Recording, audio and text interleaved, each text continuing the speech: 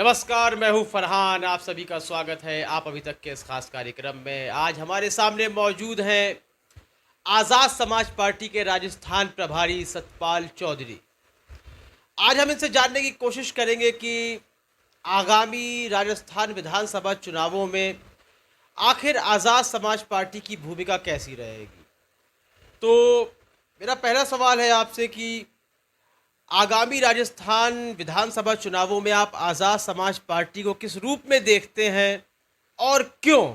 आखिर क्या ऐसे कारण रहेंगे कि आज़ाद समाज पार्टी यहाँ पर चुनाव लड़ेगी और कहीं ना कहीं आगे बढ़ने की कोशिश करेगी?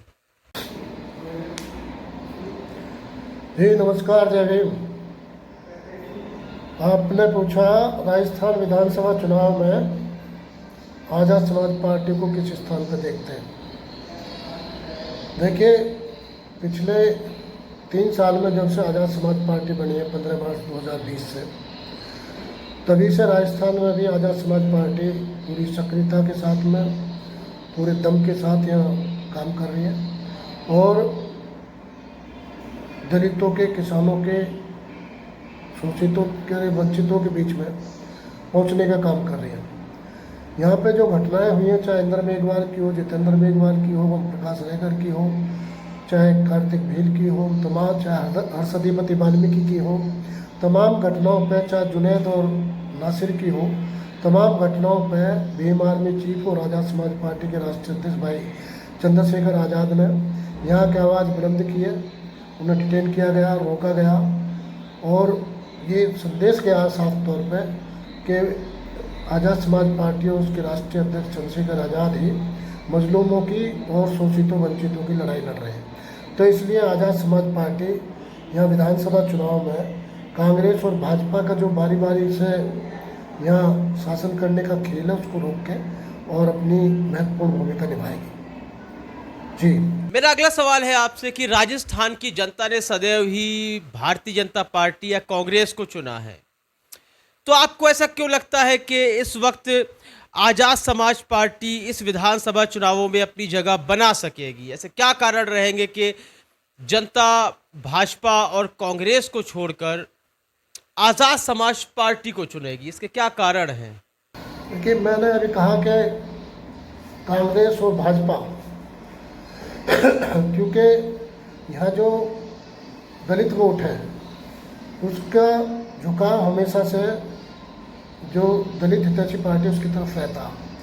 लेकिन यदि वो पार्टी, चाहे वो बीएसपी है और कोई पार्टी है, चाहे आदिवासी पार्टी रही है या पहले यहाँ या कम्युनिस्ट रहे हैं, ये तमाम लोग यदि यहाँ उन्होंने खुद को, पार्टियों ने खुद को यदि यहाँ स्थापित किया, अपने आप को शो किया है, तो मतदाता उनकी तरफ गया है। लेकिन जब पार्टी यहाँ उनके बीच में नहीं रहती है और हाशिए पर, खुद हाशिए पर चली जाती है, तो उसकी वजह से भाजपा और कांग्रेस में मतदाता शिफ्ट हो जाता है।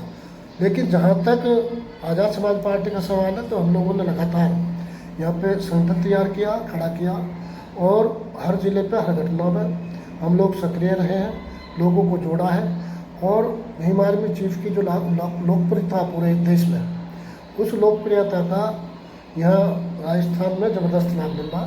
लोग लामबंद हो रहे हैं आज़ाद समाज पार्टी के साथ और बहुत सारे उम्मीदवार भी हम लोग अभी तय कर लेंगे, जो जहाँ आक्रोश है कांग्रेस और भाजपा दोनों के प्रति, खासकर कांग्रेस के जो सिटिंग एमएलए हैं उनको जिस तरह से पावर दी गई और उन्होंने ट्रांसफ़र पोस्टिंग में यहाँ लोगों को धनुबाही करके लोगों को जो यहाँ प्रताड़ित किया, उससे बहुत आक्रोश है। मैं आपको बताऊँ उसके उदाहरण के तौर पर, जैसे भरतपुर सिटी है, जैसे नदवई है, जैसे नैनवा बूंदी है, जैसे कि नवलगढ़ है, जैसे कि नागौर है प्रॉपर। ये बहुत सारी सीटें ऐसी 25, 30, 40 सीटें तो हमारे संज्ञान में हैं, जहाँ पे मौजूदा विधायकों को लेकर, उनकी कार्यप्रणाली को लेकर जनता में ज़बरदस्त आक्रोश है और उन सीटों पे हम लगभग उम्मीदवार भी हम अपने तैयार कर चुके हैं। हमारा गठबंधन किसी से हो या ना हो, इन सीटों पे हम अपने बूते, आज़ाद समाज पार्टी अपने बूते चुनाव जीत लेंगे। जी, आपसे मेरा अगला सवाल है कि इस वक्त राजस्थान की राजनीति में जो सबसे बड़ा विवाद है वह सचिन पायलट और अशोक गहलोत के बीच जो गहराया हुआ विवाद है वह है। और कहीं ना कहीं सभी दल यह सोच रहे होंगे कि इस विवाद से कोई फायदा उठाया जाए। तो इसका ज्यादा फायदा जो सचिन के पायलट और अशोक गहलोत के बीच विवाद चल रहा है, भाजपा को होगा या आजाद समाज पार्टी को होगा? देखिए, जो सचिन पायलट और अशोक गहलोत साहब का है, ये प्रश्न आपने उचित उठाया। हालांकि ऊपरी तौर पर वो दोनों ये दावा कर रहे हैं कि उनमें सुलह हो गई है, लेकिन मुझे नहीं लगता कि उनमें कोई सुलह हुई है। ये निश्चित तौर पर दोनों में एक पार्टी में रहते हुए भी दोनों एक दूसरे के प्रतिद्वंदी हैं और चुनाव में ये दोनों एक दूसरे के एक दूसरे के प्रत्याशियों को हराने जिताने का काम करेंगे। उस स्थिति में क्योंकि भारतीय जनता पार्टी की जिस तरह से बदनामी हुई है, और खासकर ब्रजभूषण शरण सिंह के मामले में, और अब तो ये भी सूत्रों के जांच से ये भी पता चल गया है कि भाई चंद्रशेखर आज़ाद पे हमला कराने के पीछे ब्रजभूषण शरण सिंह का हाथ है। और जिस तरह से उन्होंने देश के संसाधनों को बेचने का और जिस तरह से देश को गरीबी और भुखमरी में, बेरोजगारी में धकेलने का काम किया मोदी सरकार ने, और जिस तरह से बलात्कारियों को और जो व्यभिचारी हैं उनको प्रश्रय देने का काम करती है, खासकर ब्रजभूषण शरण के मामले में तो महिला खिलाड़ियों के जो इतना बड़ा आंदोलन हुआ उसको लेकर तो मोदी सरकार की बहुत बदनामी हुई है। और अब लोग ये एक परसेप्शन बनता जा रहा है, हम लोग भी उसको फैलाने का प्रयास कर रहे हैं जनता के बीच में कि भाई जो हमारी बहन बेटियों को तकेगा, आप उस उम्मीदवार तो आप उसे वोट देना तो दूर, आप उसे अपने घर में नहीं बुला कोई भी भला आदमी अपने घर बुलाना पसंद नहीं करेगा। वो घर आके पता नहीं कब आपकी बहन बेटी की तरफ तक ले, कब उसको बुरी नज़र से देख ले, कब उसके साथ में अपना हंस का खेल खेल दे। तो ऐसे पार्टी व्यभिचारियों के बलात्कारियों को प्रश्रय देने वाली ऐसी पार्टी और उसके उम्मीदवारों का कोई भी यदि जमीर वाला व्यक्ति होगा वो उसका विरोध करेगा।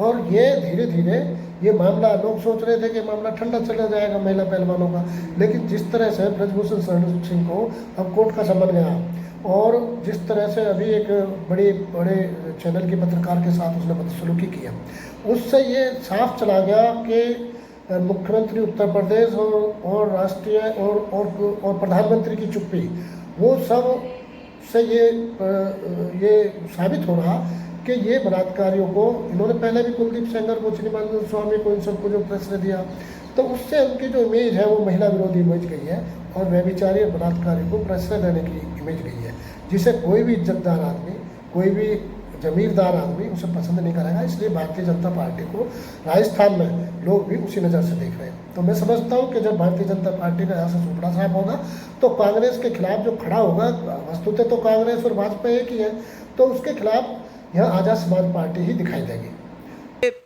यदि आप आगामी लोकसभा चुनाव में विपक्षी एकता का साथ देते हैं, जो कि दिखाई दे रहा है कि सारा विपक्ष एकजुट होकर भारतीय जनता पार्टी के खिलाफ लड़ना चाहता है, तो आप राजस्थान में कांग्रेस के खिलाफ लड़ेंगे, कांग्रेस की कमियां भी गिनाएंगे, तो कहीं ना कहीं विपक्षी एकता में टूट फूट आएगी। क्योंकि लोकसभा चुनावों में आप कांग्रेस के साथ लड़ना चाहते हैं और वहीं राजस्थान में आप कांग्रेस की कमियां गिनाएंगे, तो मुझे नहीं लगता कि आगामी लोकसभा चुनाव में विपक्षी एकता को मजबूती मिलेगी। इस पर आपका क्या कहना है? तक हम लोग जो पिछड़ों की, दलितों की आवाज़ को मुखरता के साथ में इस देश में, और किसानों के, नौजवानों के, महिलाओं की आवाज़ को मुखरता के साथ इस देश में उठाने का काम कर रहे हैं, वो एकमात्र लीडर है भाई चंद्रशेखर आज़ाद। यदि उनकी जान को खतरा होगा तो ये सारी जो जवान है, जो आवाज़ उठ रही है, उस आवाज़ को खतरा है। तो इसलिए हम उस आवाज़ को बरकरार रख सकें, इसलिए भाई चंद्रशेखर आज़ाद को सुरक्षित रखना जरूरी है। उनके पीछे जो जिसने साजिश रची है, जो हमलावर है, जो सुपारी देने वाले हैं, उन लोगों के नाम सामने आने चाहिए। इन सारी चीज़ों को लेकर जंतर मंतर पर 21 जुलाई को बड़ा कार्यक्रम है, उस बड़ा आंदोलन है जिसमें कई राज्यों के लोग शामिल होंगे और दलों के लोग भी उसमें समर्थन देने के लिए आएंगे और उसमें बड़ी तादाद में लोग, कुछ लोग तो पदयात्रा करके भी जंतर मंतर में पहुँचेंगे। तो ये पहले हमारी प्राथमिकता, उसके बाद 20 अगस्त का कार्यक्रम है, फिर उसके बाद क्या हम राजनीतिक यहाँ कदम उठाएं उसके बारे में, राजस्थान के बारे में तब हम सोचेंगे। आपसे मेरा अंतिम सवाल यह है कि जो कि कभी नहीं हुआ राजस्थान में, तीसरा मोर्चा उभर कर सामने आए, और यदि तीसरा मोर्चा निकल कर सामने आता है तो क्या आप उस तीसरे मोर्चे के या थर्ड फ्रंट के हिस्से में आएंगे, उसका हिस्सा बनने की कोशिश करेगी आज़ाद समाज पार्टी? इसका जवाब आप मुझे दीजिए। राजस्थान में तीसरा मोर्चा तो क्या है कि अभी इस पे हम लोगों ने विचार नहीं किया है। अभी यहाँ 21 जुलाई को दिल्ली में बड़ा प्रदर्शन है राष्ट्रीय स्तर का, जो भाई हमारे राष्ट्रीय अध्यक्ष भाई चंद्रशेखर आज़ाद पर जो हमला हुआ और उस हमले में जो पुलिस की जांच है उससे हम संतुष्ट नहीं है। उसमें जो पुलिस ने आरोपियों को पकड़ा है उनसे जो ठीक से उनका इंट्रोगेशन नहीं हुआ और पूछताछ में ये साबित हो रहा पूछताछ से कि पुलिस जो उसे 315 का कारतूस बता रही है जो गोली चली है, जबकि वो स्वचालित हथियारों से चली है। वो रिवॉल्वर है, ऑटोमेटिक अंग्रेजी कोई विदेशी पिस्टल है जिससे हमला हुआ। और फिर हमले के पीछे कौन है वो भी जांच नहीं किया। और फिर मारने वाले लोग कौन है, वस्तुतः जो आम तौर पे जो पुलिस बता देती है वो फला जाति का था। यदि कोई दुर्घटना हो जाती, यदि बाल बाल ना बचते, प्रकृति भाई चंद्रशेखर आज़ाद को ना बचाती, तो मैं समझता हूँ कि ये लोग इसको दंगा कराने की साजिश थी और खासकर गुर्जर और जाट समाज को के ऊपर ये लगाया जाता आरोप के लोगों ने, ये लोग उसमें भाई चंद्रशेखर आज़ाद पर हुए हमले में ये लोग शामिल हैं। उस तरह की साजिश एक तरह से रची गई थी, क्योंकि बड़ी तादाद में चाहे किसानों का आंदोलन हो चाहे खिलाड़ियों का आंदोलन हो, उन सब में भाई चंद्रशेखर आज़ाद ने जिस तरह से गुर्जर जाट समाज के लोगों को आगे बढ़ के उनके साथ दिया, उससे उनमें उनकी बड़ी एक्सेप्टेबिलिटी इन दोनों समाजों में हुई है। उसको लेकर भारतीय जनता पार्टी बहुत चिंतित है। तो वो जगह जगह लोगों को रोकने का काम करती है, कहीं सीडी से डराती है, कहीं सीबीआई से डराती है, लोगों की जमानबंद करने का काम करती है, और जब कोई जमानबंद नहीं करता है तो उसको गोली चलवा देती है, जो भाई चंद्रशेखर आज़ाद के साथ हुआ। तो अभी 21 जुलाई को हम लोगों ने जो राष्ट्रीय कमेटी है सबने भीमार में और आज़ाद समाज पार्टी ने एक देशव्यापी प्रदर्शन जंतर मंतर पर रखा है, जिसमें हम लोग और दलों के और संगठनों के लोगों को भी आमंत्रित कर रहे हैं कि वो लोग भी आए और किसी राजनीतिक दल को ख़त्म करने के, एक विचार को ख़त्म करने के, एक नेता को, लीडरशिप को किल करने के लिए जो षड्यंत्र भारतीय जनता पार्टी रचती है उसका उजागर करें और भाई चंद्रशेखर आज़ाद को Z+ की सुरक्षा दी जाए। जब इस देश में तमाम ढोंगी बाबाओं को, बड़े बड़े उद्योगपतियों को, RSS के चीफ को जब आप Z+ की सुरक्षा दे रहे हो तो फिर उसी आधार पर जो भाई चंद्रशेखर आज़ाद को भी देनी चाहिए। वो पूरे देश में घूमते हैं, उनके लाखों करोड़ों लोगों की फॉलोइंग है, वो उनकी जान को खतरा है। ये तीसरा चौथी वारदात है जो उन पर हमला हुआ, तो उसको लेकर अभी हम लोग वहाँ 21 जुलाई के और फिर उसके बाद 20 अगस्त को जयपुर में सामाजिक न्याय महासम्मेलन है, जो बहुत बड़ी रैली है जिसमें 3-4 लाख लोग इकट्ठा होंगे। इसके बाद ही आगे की हम तय करेंगे कि राजस्थान में हमें अकेले जाना है या हम गठबंधन के साथ जाना है। अभी उस बातचीत को हम लोगों ने अभी शुरू नहीं किया है। बहुत दूसरी तरफ से हालांकि कई बार कई लोगों के संकेत मिले हैं कि बातचीत होनी चाहिए, लेकिन अभी हमारा सारा ध्यान भाई चंद्रशेखर आज़ाद की सुरक्षा को लेकर है और उन पर जो हमला हुआ उस हमले की जो साजिश है उस साजिश को उजागर करने पर है। उस साजिश को उजागर किया जाए, उसके पीछे कौन है हमलावर।